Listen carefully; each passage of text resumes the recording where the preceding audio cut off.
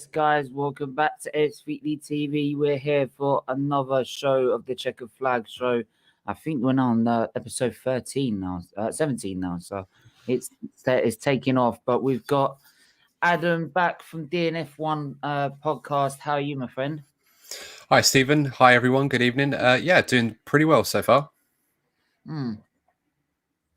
Yeah, so obviously we're going to talk about a little bit about the from the fallout from that Spanish Grand Prix, which was an epic strategic battle between Hamilton and Verstappen again. If you watch some of my match reaction, the race reaction, I think I've overtaken Verstappen for the lead in the end was a real celebratory one. Yeah, so we're going to talk about a little bit of that. We're going to talk about also F1's new stars like Lando Norris, Verstappen himself, Leclerc, all these young stars, and what the future holds for Formula One. One the likes of Vettel, Hamilton, they do retire in the end, and does F1? It looks like in a good shape at the minute, doesn't it?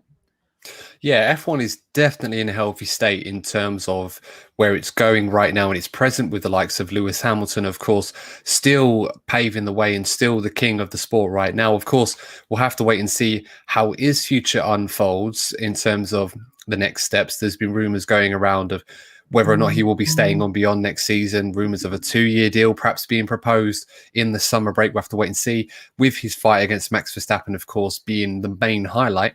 But as you said, we are in a very strong position with the future of Formula One. Verstappen already mentioned that is a very big part of it now. Charles Leclerc, Lando Norris, George Russell potentially as well, Carlos Sainz. F1 is in a really, really healthy place for talent right now. And of course, with the 2022 regs coming in, which should even the playing field even more, there's plenty of scope for a championship that could consist of as many as half the grid in terms of talent fighting for the World Championship, which I think is what everybody would want to see. Absolutely. I mean, you're mentioning there, and I think it was that I will say just quickly, my first race was with the New Fantasy. I think it was the New Fantasy. It was or second race. I didn't do too well. I should have kept it the way it was. I shouldn't have made any substitutes. For one time I rely on Alonso and he actually doesn't turn up. Right. But yeah, I mean, like you said, it's in a really, really healthy state at the minute. I mean, I think we all know that. I think that when Hamilton does eventually retire, we all think that George Russell will be the one stepping in and taking his seat at Mercedes, or the way it looks like at the minute. There are rumours about him wanting to do new contract talks about halfway at sort of the August break. Do you see them signing a new deal for next year? Is that Lewis Hamilton? Yeah.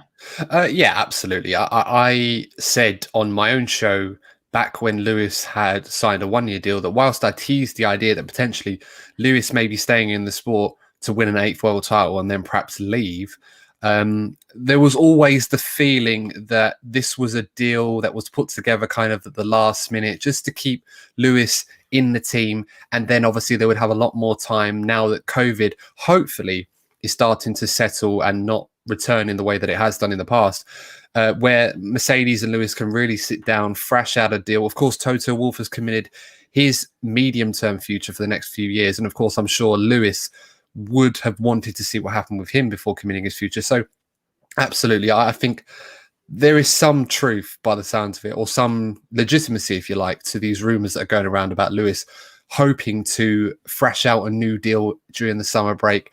And that will allow him to concentrate on not just finishing off this World Championship, however that decides to go, which is going very well for him so far. Of course, Lewis having the best start that he's ever had in his Formula One career this season, which, of course, Max Verstappen fans won't be happy to hear about.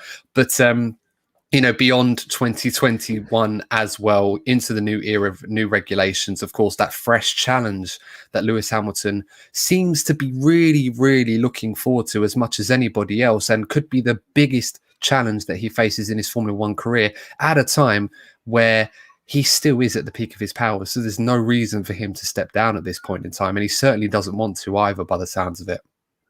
Yeah, absolutely. But just to remind everyone, do hit that like button, do hit that share button, subscribe button. Make sure you go check out the DNF1 podcast as well and subscribe to them and help them grow as well. We are on our way to 1.5k. There's obviously now two ways you can donate. You can either do it directly, which is the best way to do it, to the Just Giving page, or you can send us your comments in the super chat as a donation as well. Or you can watch the ads as well. As much as they're a pain in the ass, they do actually help contribute to raising money for the charity. But I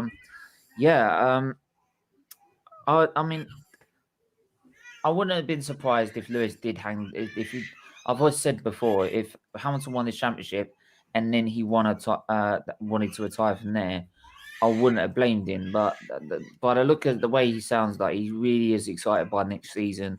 But the fact they'd be closer together, more chances of overtaking, something that he really, really thrives on. So I wouldn't blame. I did see him staying, trying to see out a new contract, but just going through something like the Spanish Grand Prix fallout from that, it's just that the press conference, Max was asked about obviously it was looked like he had it, and then it was snatched away by the Hamilton strategy with the pit stop.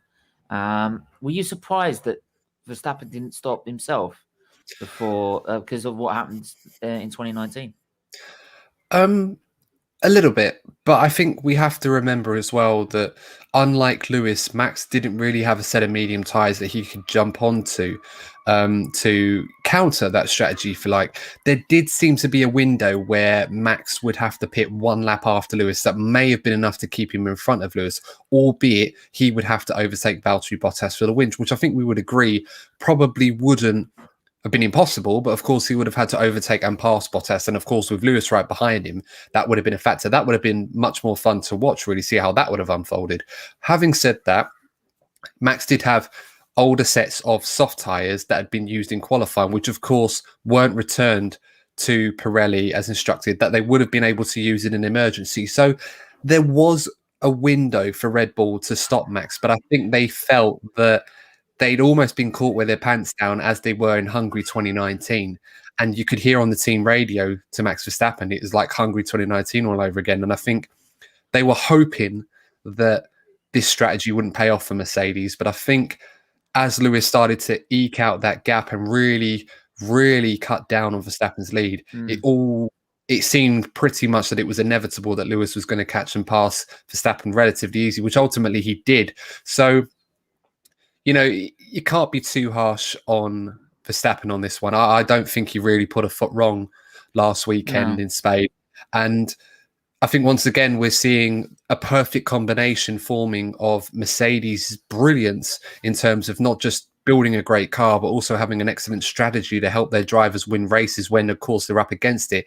And the brilliance and talent of Lewis Hamilton to not only follow those instructions, which of course he would have had his doubts about them when he was given them, but the ability to carry those strategies out to the letter and do his part to eventually overtake Verstappen and win the race, which he did.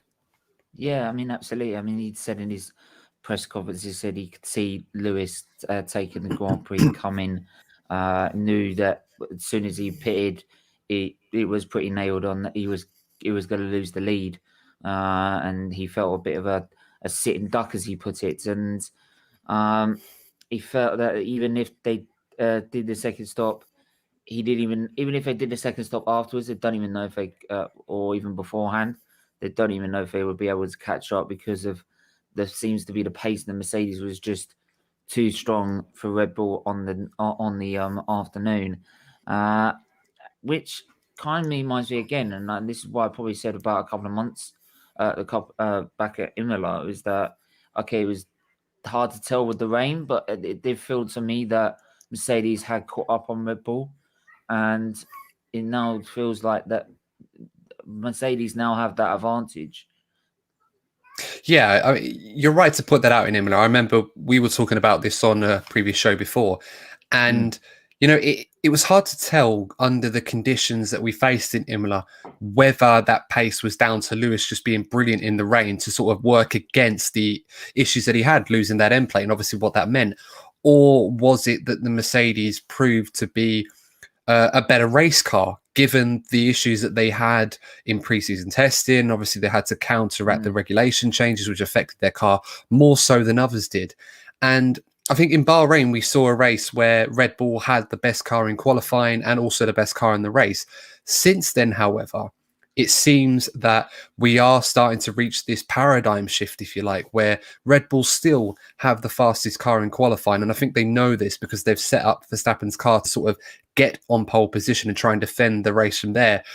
But it seems to be more and more apparent as this season is going along that Mercedes seem to have the upper hand in terms of their race pace, and a pretty sizable margin given how comfortable Lewis was towards the end of that race. I mean, Valtteri as well. It's so much harder now for Red Bull to try and get these results. Having said that, though, despite what some people said, including myself in previous previews for the Spanish Grand Prix, it's historically a Mercedes circuit for a reason. So, and a Hamilton circuit for the last 5 seasons he's won there. So it's incredible. And just the thing is that before he went to Mercedes, he before 2014 and the 2014, he hadn't even won a Grand Prix there. I don't even think he won a Grand Prix. I think he got one in there, wasn't it? Was it one race he'd won for McLaren? No. Because 2007 he didn't. That was I think it was Ferrari, Kimi Raikkonen. You're probably Kimi Raikkonen right. was 2008 was Spain. 2009 obviously it was Brawn. 2010 Red Bull, I believe. For 2011 would have been 2012 he got pole, but then was relegated back to the quick because of no fuel. Yeah, that was the Maldonado day. And then 2013 they decided to qualify on pole and then decided to go backwards. I think that was Fernando Alonso for Ferrari that day. I think that's when he got that start. So for me that was 2014 has been like since his first races. It was never actually his strongest circuit, like say Canada, for example, where he got his first pole and his first race win, and he's been dominant there ever since. But he's really now sort of taken the fact that not just the Mercedes is a great car, but he's been able to. And I said it during the Grand Prix. If you saw how he was, the sort of how the car was behaving, he was using every little bit of the roads right behind Verstappen to sort of look after the tires, so to like ease off and turning in and just letting the car drift wide, letting the car go, use every little bit of road to not put so much strain on the tires. And I'm just saying that those little fine details are what's making the difference between Verstappen, who's absolutely brilliant and great talent, but then that Hamilton with that experience and being able to pick up those details throughout his career and apply them against Verstappen. Well, Anthony Davidson at Sky F1 made a really good observation in this, and I'm glad he made this because I kind of felt there was something to this. What he was saying, there was something to this metaphor that he used, and he kind of described this championship battle between Max and Lewis as Lewis Hamilton of old, of today, versus a version of Lewis Hamilton in his younger days when Lewis would be a lot more aggressive, he'd go for a move. I mean, the pace was unquestionable, and it still is today. But there are certain things that Lewis was doing in his earlier years when he was having tangles, having incidents, really putting it on the line and leaving it to the other driver to avoid an incident. Not to say that Max is a dangerous driver. He's certainly much better than he was in the past. But I think we're starting to see... he's learned a lot from Mexico 2019. Absolutely, But I think I really lost it with him, to be honest. But no, I think, I mean, Canada 2017 for me as a Ferrari fan was a difficult day. No, it's 2018, I should say. But that being said, we're seeing certain parities between. It was the one where Vettel had to go to the back of the field because Verstappen clipped his front wing. It might be 2017. No, it was 2017 because he didn't have the halo then. I remember. It was the halo because the 2019 one is where he got 5-second penalty. And yes, that's right. Yeah, sorry, I get my ears mixed up. But yeah, in this case, we're seeing. I'm partial, but I get the years at least. But we are seeing this battle sort of unfold, and I think, as I said, this isn't a criticism of Max, but I think what we're seeing is what Lewis Hamilton was versus what Lewis Hamilton is now, and the maturity and the calmness to, pick and choose your battles, because overall it doesn't matter how many laps you lead as long as you lead in the last one. And I think Max Verstappen, one stat that does ring true is that Max has led more laps than Lewis Hamilton. So why is Max not leading this World Championship? Well, because Lewis is picking and choosing his battles. He knows when to go, when not to. And unfortunately for Max right now, Red Bull, who used to be masters of the strategy when they had nothing to lose, now that they do have something to lose, are at 6s and 7s in the same way that Ferrari were when they're in that position, and other teams have been when they're tripping over themselves. So they have to find this dynamic now, that not just to get the strategy right to help Max, because Max is doing everything that he can right now, but they also need to bring Perez into this fight, because right now... I was going to move on to that, because it says in the news there that he has to get back on his pace. Yeah. And this is their Achilles heel at the minute. Absolutely. And, Perez has done relatively well at times, and I would say is doing the minimum of what is required of him in terms of performance. But I hope that Red Bull is expecting more of him. And I think this championship, if it's going to have legs towards the end of the season, needs Perez to be at least in a position where, hypothetically speaking, Mercedes would not have been able to pull that trick that they did with Hamilton, or at least be more hesitant about pulling the trigger out of fear that Perez could prove to be a buffer for his teammate in the way that Bottas has been for Lewis. So, there's so many dynamics to this, but at the very least, Red Bull need Perez to up his game so that he's not straggling in the midfield fighting McLarens and the Ferraris, and he's up there with his teammate fighting the two Mercedes right now.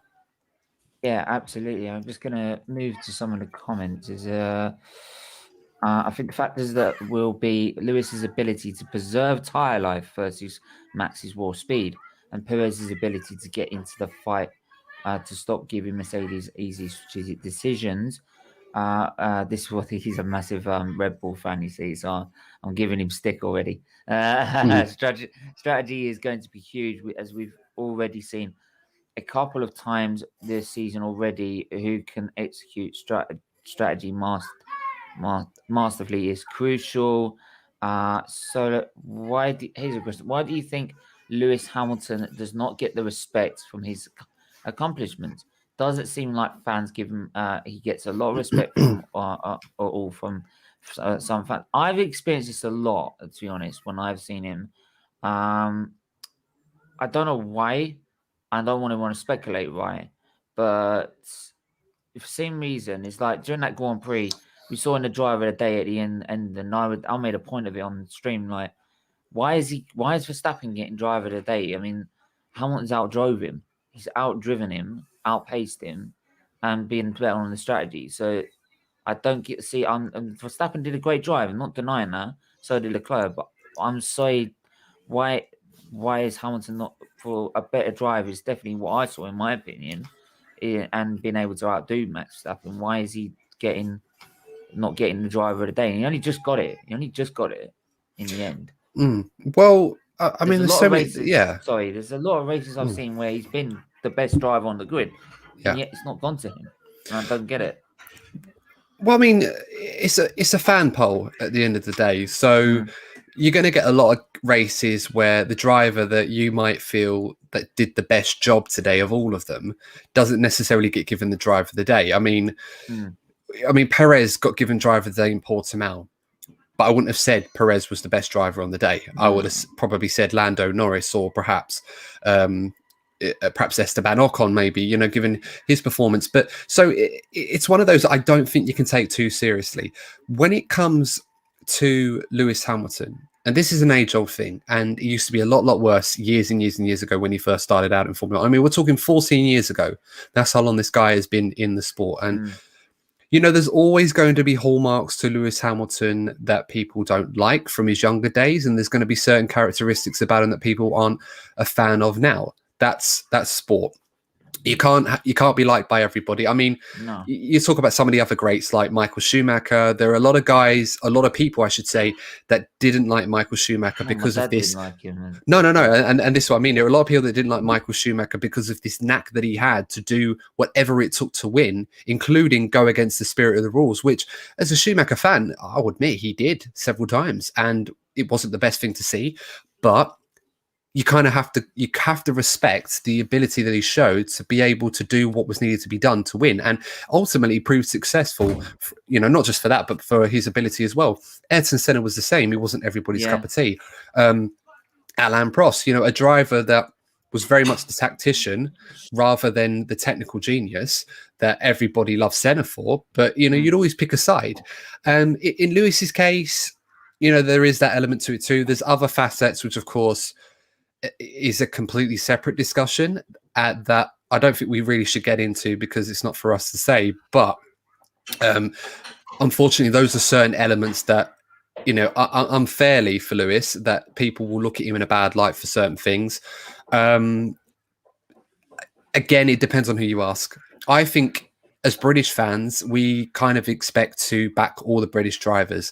I think in the past, we've kind of unanimously had a soft spot for British drivers, no matter where they're from. Lewis Hamilton seems to be a shining exception to this.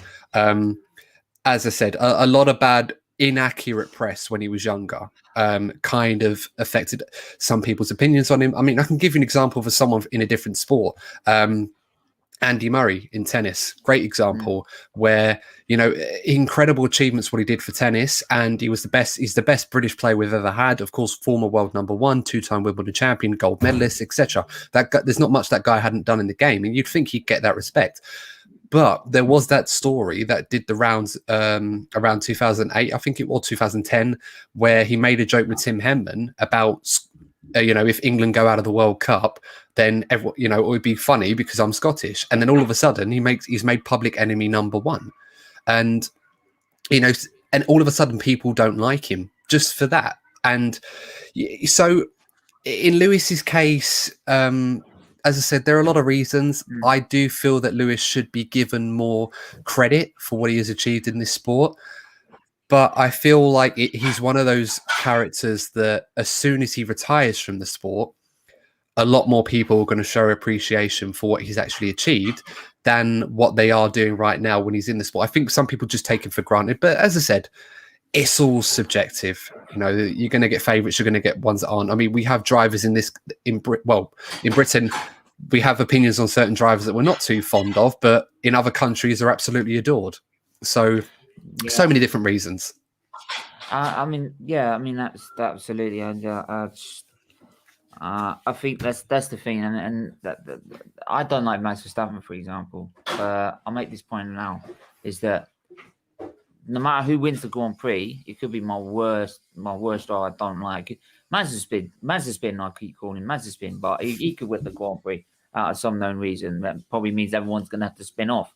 But if he won the Grand Prix, we would still do this show and congratulate him on a win, because there's a lot of drivers that have come into Formula One and been there for ages and never won a Grand Prix. Hulkenberg was been there for a while, never won a Grand Prix, never got the podium. But so it's incredibly hard to win an F1 Grand Prix, let alone a championship. So you give them credit when they do win, unless it's been completely against the rules or the spirit and everything of that. But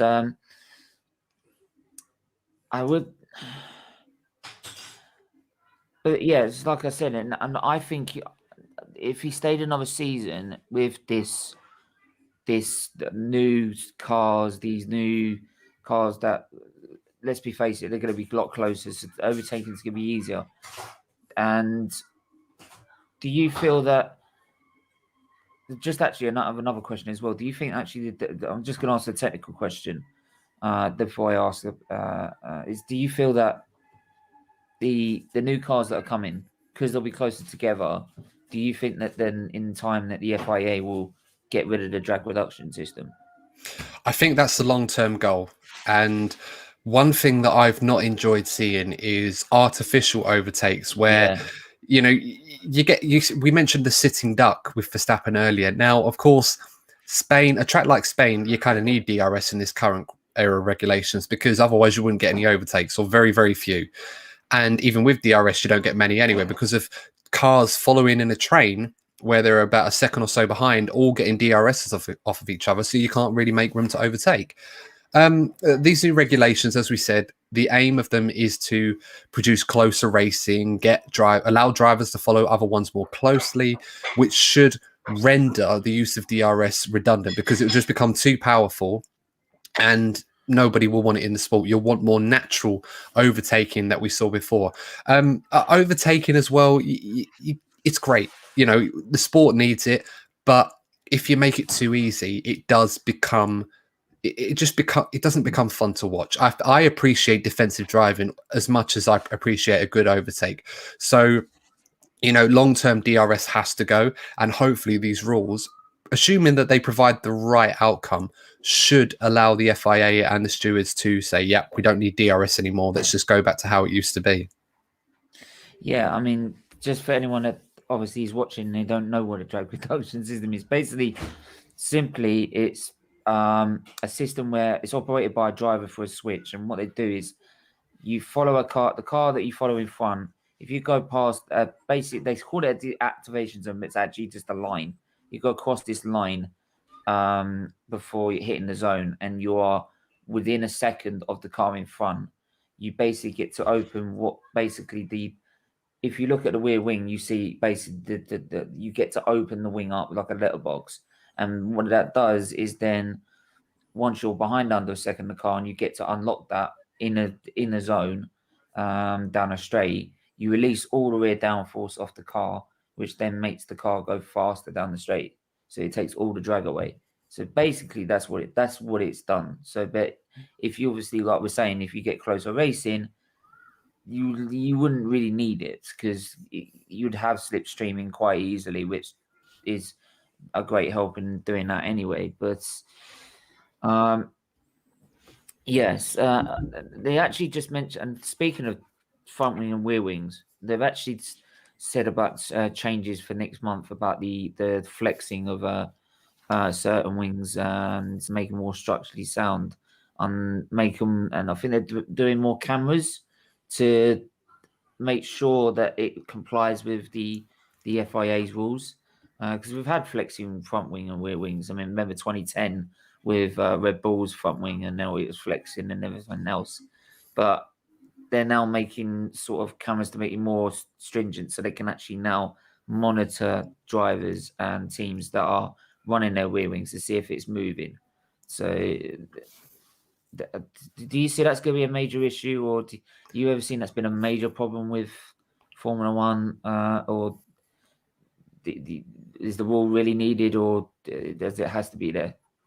Well, I mean, if the rules are there to, as I understand, the aim is to not allow aerodynamic parts like the front and rear wings to actually move around. You can adjust the setup, basically. Yeah, no, of course they can, but that would just be to adjust the angle, not necessarily for the parts to be moving around when they drive it. I mean, I saw the footage, and you can see the smallest margin where the rear wing at Max Verstappen's car stalls a little bit as it goes down, which reduces drag and obviously increases his straight line speed, which would have been a huge benefit to him in terms of defending from Lewis Hamilton. I mean, how Lewis was able to see this following behind him in a Formula One car doing 200 miles an hour, I don't know. I mean, he's got amazing eyesight on top of all the other amazing things about Lewis Hamilton. You'd almost try and look for something that's wrong with him. But, you know, I digress.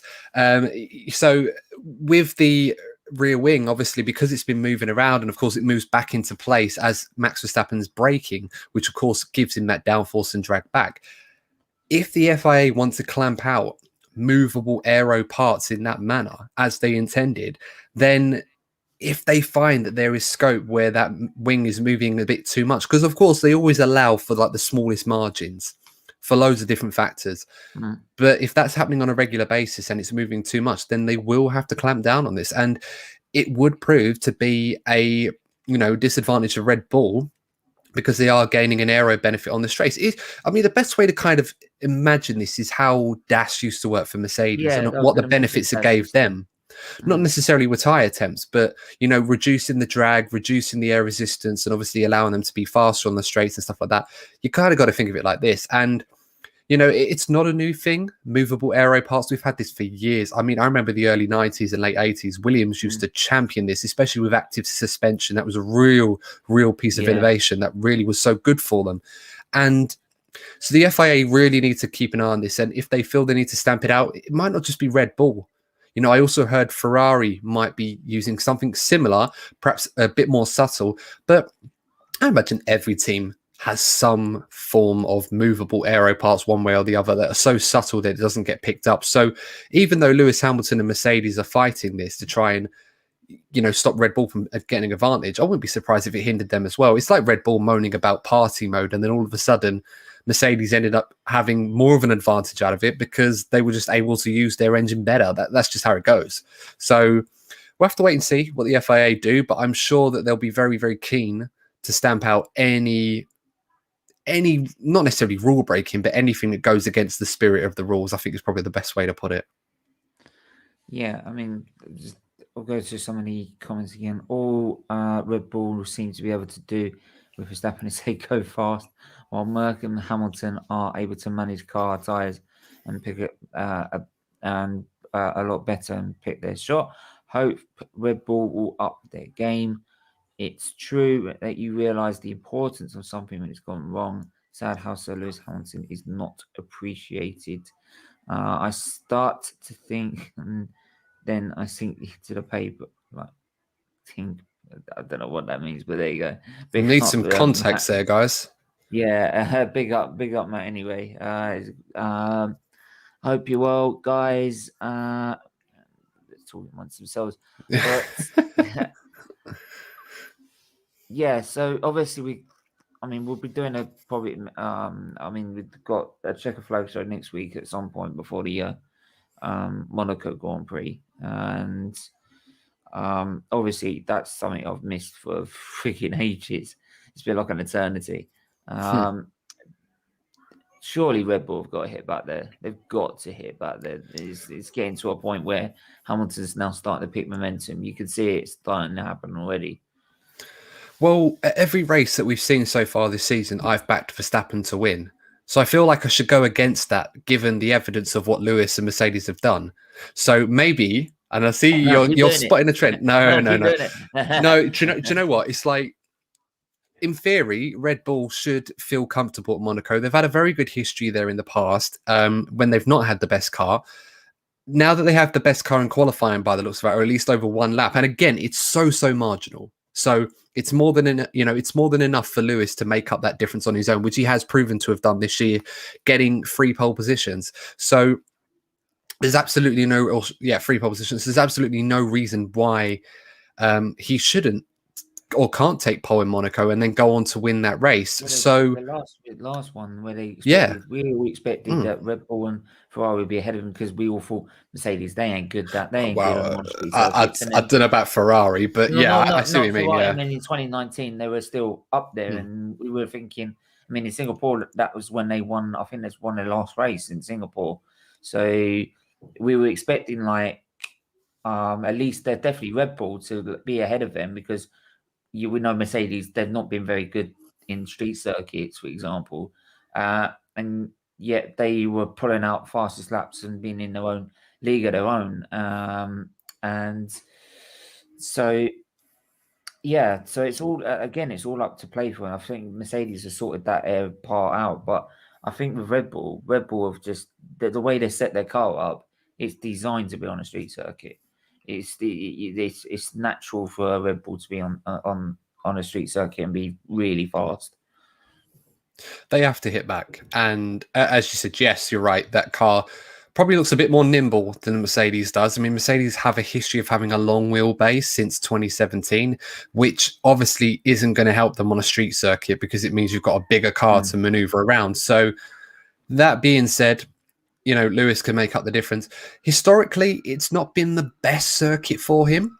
So, Verstappen may fancy his chance. Of course, Verstappen, I don't think, has won there either in Formula One. So, no, he's actually, I think it was 2019 where he got away with, I think it was because the first few races, 2016, 17, and 18, he had made, I think 27 and 18, he made mistakes in qualifying and hit the wall. Yes. And 2016 he hit the wall in the race, and 2019 was the first one where he actually didn't make a mistake, apart from getting a 5-second penalty for what happened in the pit lane, which I was not happy about, to be honest. But and I was a bit not happy with the punishment, because I thought the punishment should have been a lot more severe, because it's a very, very narrow pit lane, and you put a lot of, and because there were so many teams coming into pit because it was a safety car, there were so many pit garages out, and you not just pushed Bottas into a wall where a piece of the end plate have flown up and could have hit anyone.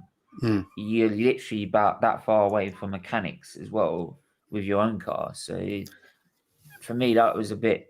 I was not happy with that during that Grand Prix, but he was chasing Hamilton down for that Grand Prix, and surely now that he should be able to finally work his way around the streets and be able to claim his first Monaco Grand Prix. Yeah, I mean, he'll certainly have to. I mean, there's not a massive amount between Lewis and Max this season, and even still, this championship can change in one race. You know, Lewis could have a problem, Max could win a race, all of a sudden, Max is leading the championship by 11 points. So, you know, it's a big weekend for Red Bull. I mean, we keep saying that Red Bull really have to step up race after race. There will come a time where they will start to run out of time to actually pull this off. So this is a great opportunity for them on a track that they do enjoy racing at, a track where this car may be more suitable than the Mercedes, where Verstappen can really lay down his first big claim after Imola to winning this World Championship, because he's been very good so far.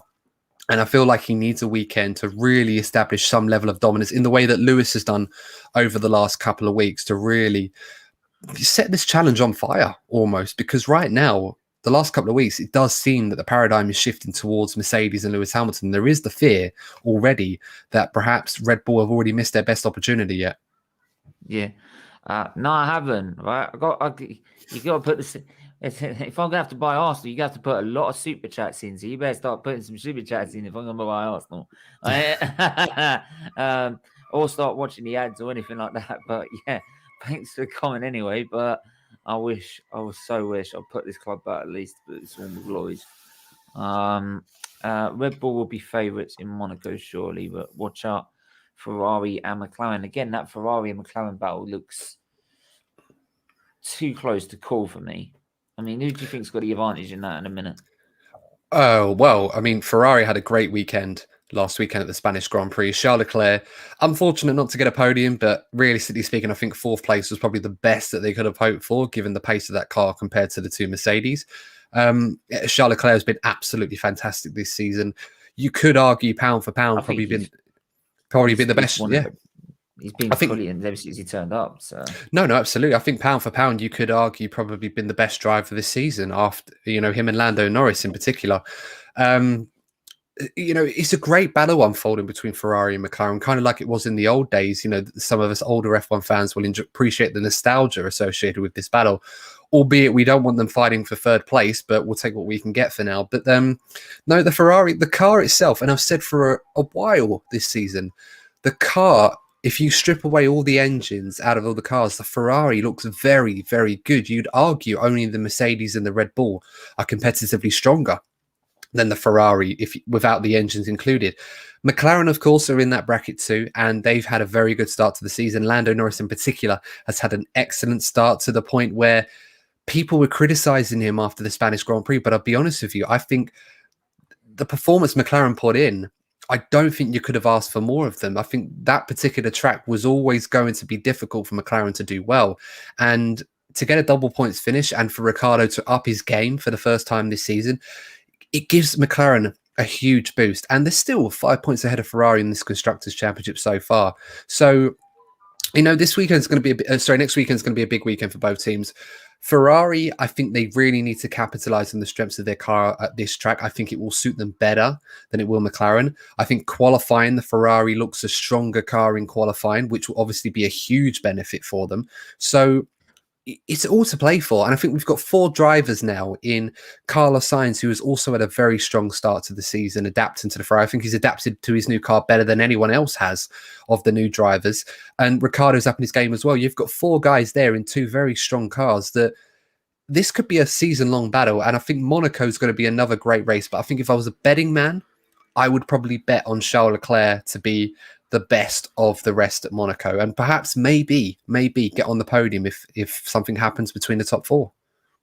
Yeah, I mean, I've always loved the battle between McLaren and Ferrari. Yeah, like you said, we always expect it to be at the top of the grid, but given how everything is with Mercedes and Red Bull, a battle for third and how poor Ferrari have been, they've been really good this season, coming from a really dark place. And for me, what the advantage is that not so much for Ferrari, but for Leclerc as a driver to be able to pick that team up from literally the floor and be able to restore it back.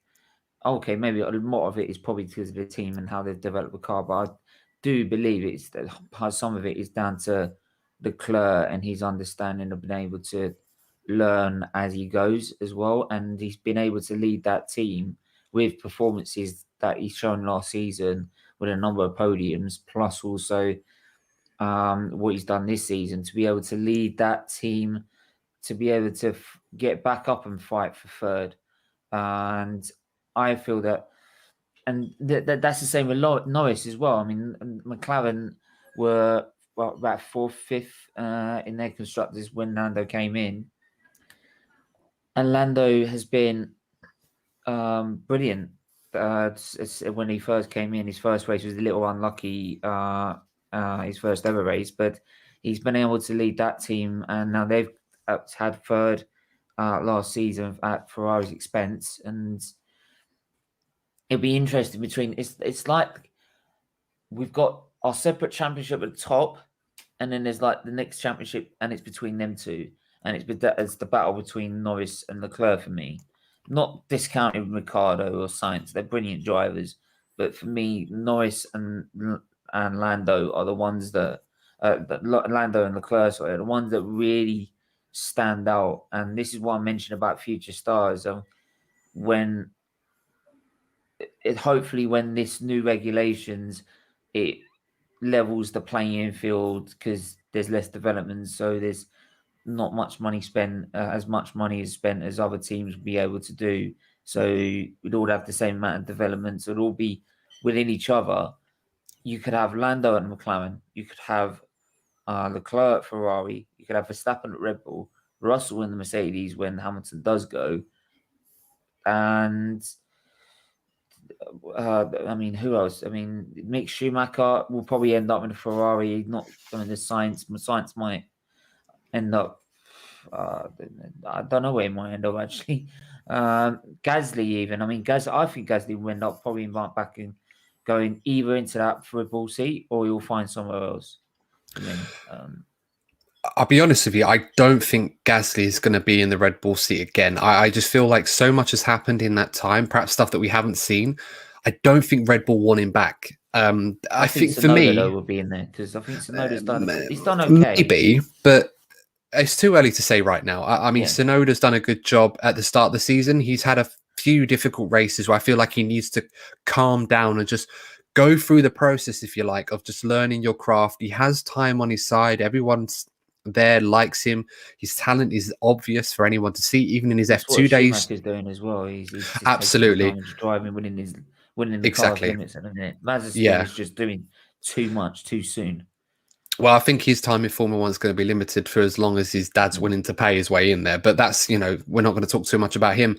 Yeah. But there's so many options. I mean, Gasly, as I said earlier, it's hard for him because I was saying for a while that Alpine may be the solution.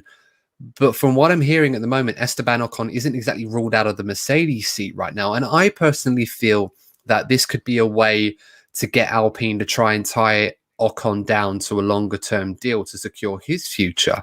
So that presents a difficult situation where Gasly may be left without a seat in 2022 because Alex Albon, of course, is very much involved in the Red Bull program. He's going off to drive in the DTM series, etc. And he's been involved with the 18-inch Pirelli tyre test for 2022, which of course will be invaluable data to the team. And I feel that Red Bull are looking for an avenue to bring Albon back into the sport perhaps next season, but most likely in the AlphaTauri rather than in the Red Bull, which I think would be a better move for him. because I think they do believe in his talent. So it kind of leaves Gasly in a difficult position where he may not have a seat next season, or he may have to go to a team, perhaps look at seats at Alfa Romeo maybe, or Haas, etc. So many different options, but right now more doors seem to be closing on him rather than opening up for him at this point in time. That's just a shame, because I mean, since he actually was dropped, he's been absolutely outstanding. I mean, obviously the highlight being the Italian Grand Prix. I mean, obviously at Hamilton's expense with the pit lane error, but you take what you get, and he managed to fend off Sainz and cope with the pressure and do what Vettel did in 2008. I think the only surprising thing was, yes, he was in the dry, and he managed to find himself with strategy in a very good position when the safety car came out. So it's a shame, because I feel, compared to like Albon, and it's been like the same for me. So for me, it's just like, I feel they've given more time to Albon rather than Gasly, and they probably should have got the equal amount of time in my opinion, because the levels just seemed to be the same when they were at Red Bull. It didn't seem to be a lot of difference. Maybe Albon had a little bit better chances in getting podiums or a win, and they were obviously denied with obviously ones in the Hamilton and stuff like that. But for me, the fact he's won a Grand Prix and been able to do that, I think someone will find him a seat. I think being able to do that and being able to come back from being dropped from Red Bull, a top team, sort of like what Perez was when he was McLaren, was dropped and then was picked up by Force India, and he's been good, sort of great ever since. I'm hoping that's what they can do with Gasly and another team, and you never know. Haas could next season, with all their investment into 2022, could launch their way back up the grid. So that's the thing with next season. It's so unpredictable what could happen. So yeah, for me, it'd be a real shame if Gasly was to leave for me. Yeah, it would be a real shame, but unfortunately, just don't seem to have the seats at the moment to accommodate him at this time. And that's why we need these new regulations as soon as possible, because then we be able to attract more teams, because it'd be more financially viable for teams to be able to get into the sport and pay to have 3 or 4 more teams in the sport. Turkey was in the end cancelled. Since the government made it a red flag list, it meant that they couldn't go to Turkey as a replacement for Canada. So they were having another Styrian Grand Prix in the Alpine Alps within 2 races of each other. So would you make of that? Do you think that's decent to have 2 races there again? Yeah, I mean, it's a shame that we can't go to Turkey. I mean, a lot of people agree it was a good race last season when we went there, and Turkey usually serves up a good Grand Prix as it did in the past. So it's a shame we're not going to be going there. As for the Austria doubleheader, I would have liked to race at Hockenheim, maybe, but it did seem that logistically well, they tend to alternate at the venues in Germany. That's how it's always been. Invested in Hockenheim, that's the problem. No, and it's a shame because it's a very good circuit, and it is a classic track, even though it has changed its layout in recent, the last 20 years. But Austria served up 2 very good races last season: the Styrian Grand Prix and the Austrian Grand Prix, and it's a good circuit. In a way, it's a good circuit to test out sprint races as well. Don't think we're going to get that though, but it's convenient in the calendar. They've moved the French Grand Prix a bit further forward, obviously to accommodate that gap that Turkey left behind, to facilitate a double header, and I think to give some breathing room as well. I don't think the teams really wanted to do too much more traveling if they could avoid it, given we're going to 23 races this season. Potentially, the latter half of the season might be a bit more disruptive given what's going on with COVID there. But No, I would say sensible decision, right decision in the end. They had to do something. And, it preserves the calendar. We're still going to get 23 races. We were probably going to get a double header venue at some point this season. And I don't think many people would have complained if Austria was the one that got the nod. So it is what it is. The show goes on, as they say. Yeah, I mean, obviously they had to do something because obviously you couldn't possibly, you couldn't possibly. How would you put it? You couldn't possibly, obviously, with a red flag list, you couldn't bring them into there and get into to have a race there and make it. It's too risky. So,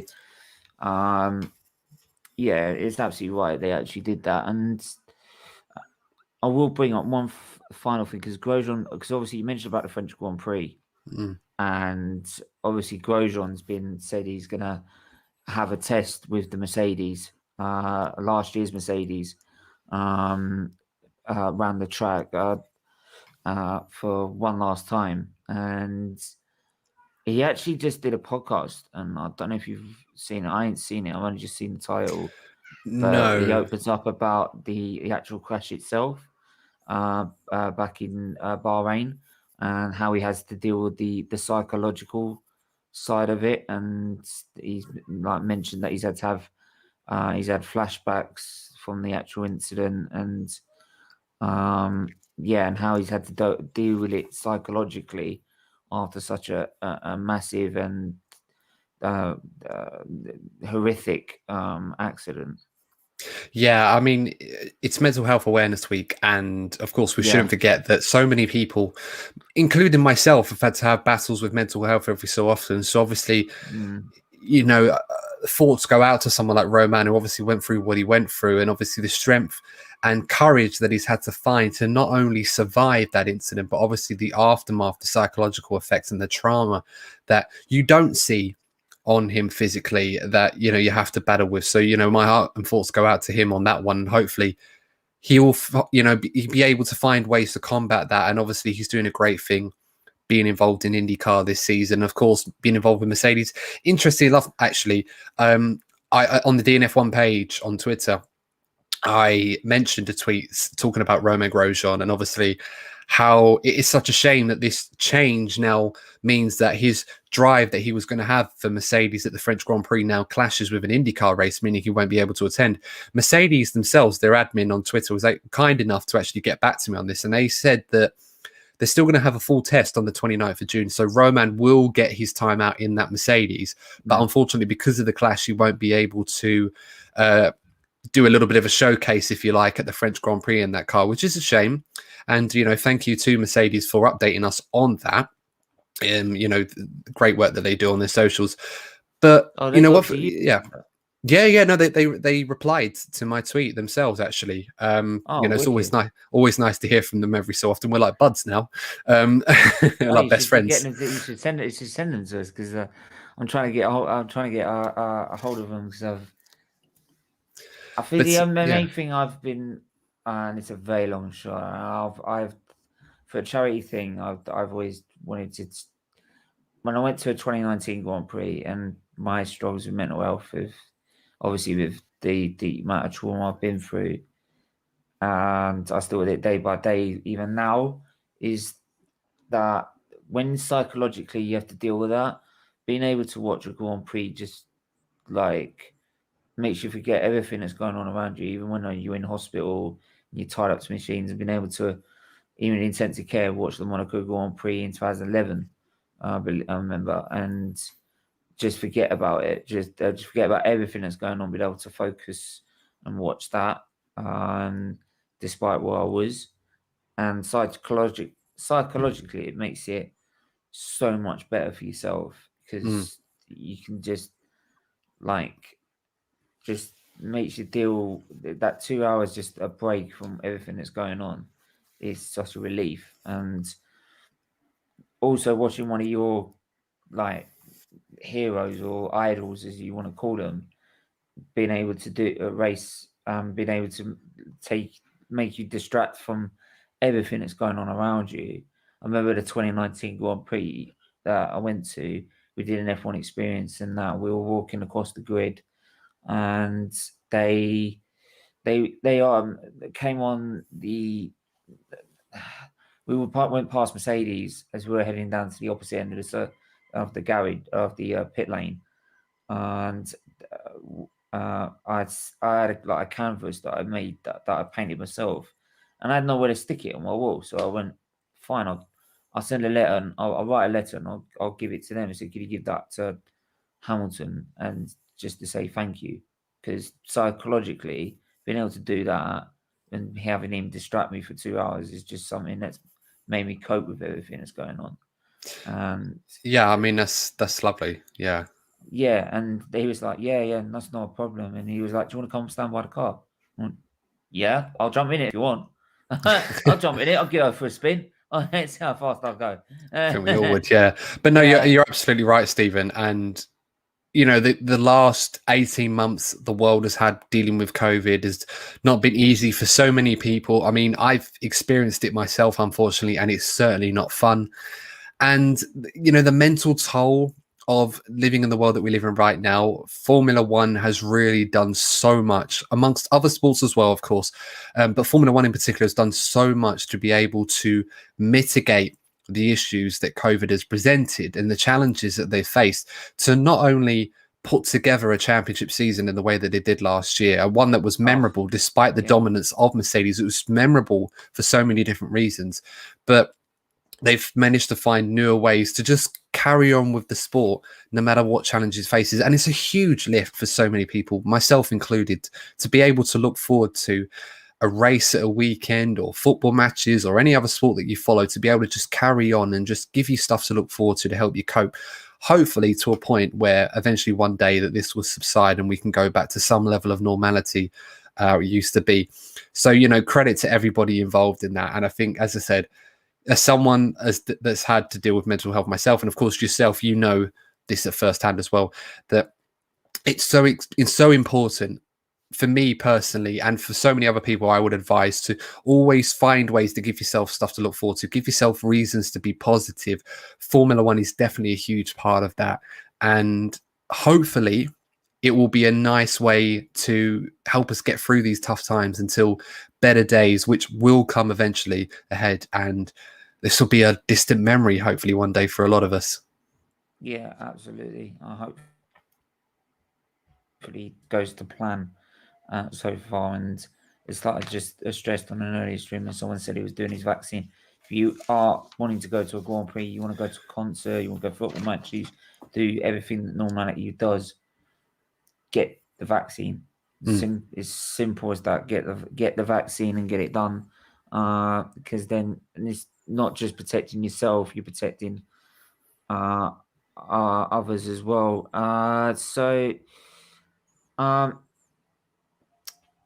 I'll give you. I'll ask for early prediction. Just before, just in case you have to miss next week. Monaco. Hamverbot. No. Well, that seems to be the likely podium. It's like that Professor McGonagall meme, isn't it? Why is it always you three? No, a realistic prediction. I said earlier in the episode that I've not really backed Lewis to win one race, but you know what? This one, I would normally go against the grain if it was a normal track, but this is Monaco, and for all the reasons I've already said, I'm still going to stick with Max for Red Bull. Hamilton second, and Charles Leclerc P3. Yeah, that's a good shout. For me, I obviously everyone would expect me to back Hamilton, but I actually do see Red Bull taking this one. Yeah, Charlie, if you want to come on now quickly and ask us a question, by all means, mate. He's started his own channel and he's new to F1 and he wants to learn because he wants to do F1 streams as well. So he wants to learn a lot. So I said, if he wants to come on and pick our brains about anything, then we can help him out. So, I'd say Red Bull, Verstappen first, Hamilton doing what he did to him in the last time, which is chasing him down like a madman. But but this time actually he won't hit him, and it's, he'll get second, and Perez third. Actually, I'll go Perez third. He certainly needs to be in that top 3 picture at some point, Perez. So this would be a good opportunity. He did a good qualifying in Imola, so I would say he has, but it's all got to come together for Perez, really. I mean, you can't be doing one thing well and then the other thing not so good, and that seems to be the story of his season so far. So hopefully for Perez, he has a better performance this weekend. It is coming together, but it needs to come together quicker than it is at the moment, because Red Bull and Max Verstappen need Perez to be in this championship fight at some point. Yeah, absolutely. So obviously we'll wait and see. I want to try and do something special, actually, to sort of maybe do like a stream about looking back at previous Monaco Grand Prix and have a look back at the sort of history of it. So I mean, if you're up for doing that next week at some point, then message us and we'll see if we can fit it in at all. If not, we'll do it maybe during the Checker Flag show or something. But anyway, we'll leave it there, guys. Thanks to everyone that's tuned in as usual. Do smash that like button, do that subscribe button and share button. DNF1 Podcast socials and YouTube channel is in the description below.